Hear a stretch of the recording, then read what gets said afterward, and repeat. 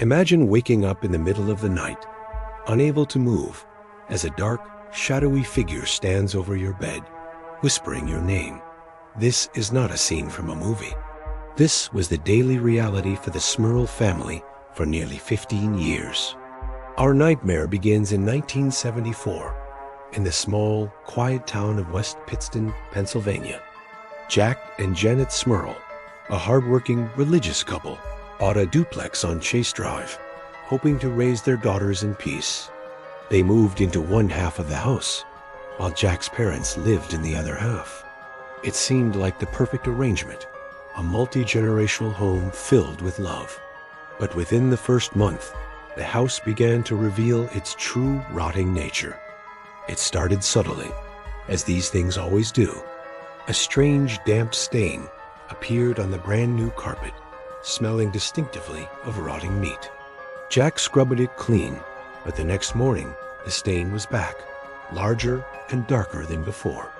Then came the scratches inside the walls, sounding like a desperate animal trying to claw its way out.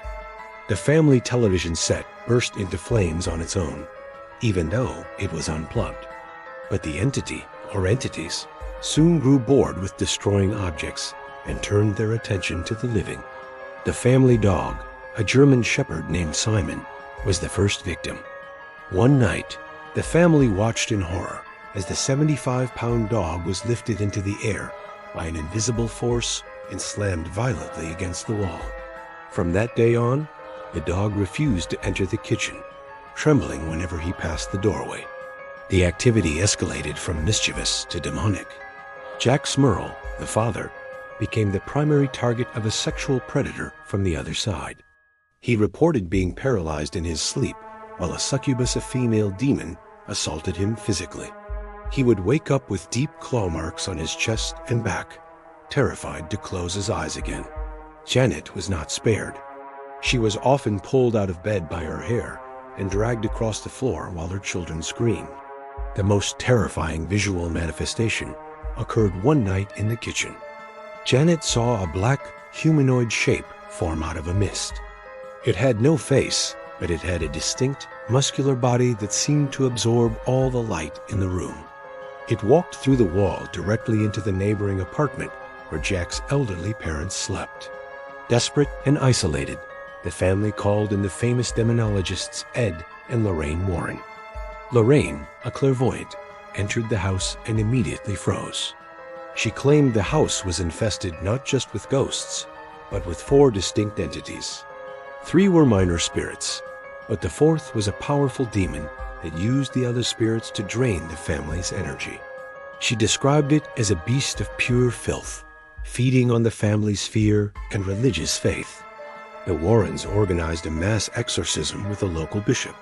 During the prayers, the house shook violently, mirrors shattered, and a deep, guttural growl echoed from the walls, shouting specific profanities at the priest. Instead of leaving, the demon became enraged. The attacks worsened to the point where the family could no longer sleep inside. For weeks, the Smurl family camped in their own backyard, too terrified to enter the home they owned. Neighbors reported hearing screams coming from the empty house at night and seeing lights flickering in a Morse code of madness. The media caught wind of the story, and the house became a circus, but the haunting didn't stop. One night, the entity levitated Janet in front of witnesses, throwing her toward the ceiling fan. The family eventually had no choice but to move, fleeing the property in 1987. But the most chilling part of this story is that the entity didn't stay behind. For months after they moved, the activity followed them to their new home, proving that the attachment was not to the house, but to the family itself. It took another major exorcism by the church to finally free them from the grip of the demon. The house on Chase Drive still stands today, and new owners have lived there, but the legend of the Smurl haunting remains one of the most documented cases in American history. It serves as a reminder that sometimes the safety of your own home is just an illusion. Do you believe that evil spirits can attach themselves to people? Or was this a case of mass hysteria? Tell me your theory in the comments below. And if you want to hear more true stories, that will keep you awake at night, hit the like button and subscribe to the channel right now.